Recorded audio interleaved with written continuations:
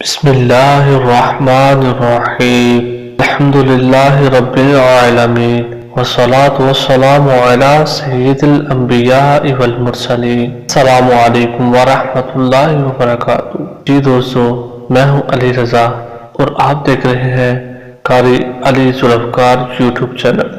امید کرتا ہوں کہ آپ بہت ہی اچھے اور تندرست ہوں گے، اور یہ بھی امید کرتا ہوں کہ آپ کی زندگی کا ہر لمحہ بہت ہی اچھے اور خوبصورت انداز میں گزر رہا ہوگا، اور آئندہ کے لیے بھی میں دعا گو ہوں کہ اللہ تعالیٰ کی پیاری ذات آپ کی تمام پریشانیاں مشکلات آسان فرمائے اور آپ کے رزق میں بے حد اضافہ فرمائے۔ تو آج کے ہماری ویڈیو کا موضوع سماعت کیجیے۔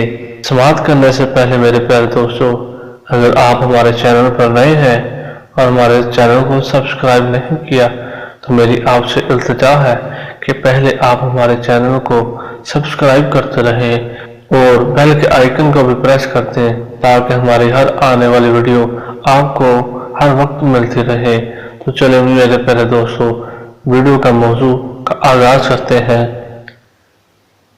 حضرت سیدنا عبداللہ بن عباس رضی اللہ تعالی عنہما سے روایت ہے کہ محبوب رب ذوالجلال، صاحب جود و نوال، شہنشاہ خوش و خصال، سلطان شیر مقال، پیکر حسن و جمال، جناب حضرت محمد مصطفیٰ صلی اللہ تعالی علیہ وآلہ وسلم کا پیارا فرمان ہے کہ جس شخص نے استغفار کو اپنے اوپر لازم کر لیا تو اللہ پاک کی ذات ہر پریشانی سے اسے دور فرمائے گا اور ہر تنگی سے اسے راحت عطا فرمائے گا، اور اسے ایسی جگہ سے رزق عطا فرمائے گا جہاں سے اسے گمان بھی نہ ہوگا۔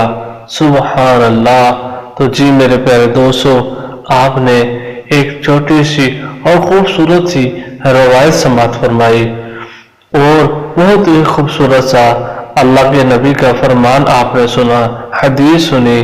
تو ہمارا بھی حق ہے کہ ہم بھی اپنے پریشانیاں اور تنگ دستی کو دور کرنے کے لیے حضور صلی اللہ تعالی علیہ وآلہ وسلم کی اس حدیث پر عمل کریں، اور اللہ تعالیٰ کی ذات کے آگے ہم سرخرو ہوں، اور اللہ تعالیٰ کی بارگاہ میں ہم ہر وقت استغفار کرتے رہیں تاکہ ہم اللہ پاک کی بارگاہ میں اچھے اور اس کی خوشنودی حاصل کر سکیں۔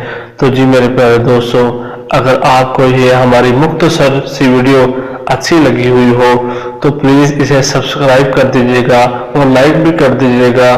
تو آئندہ کے لیے ہمیں اجازت دیجیے۔ اللہ نگہبان۔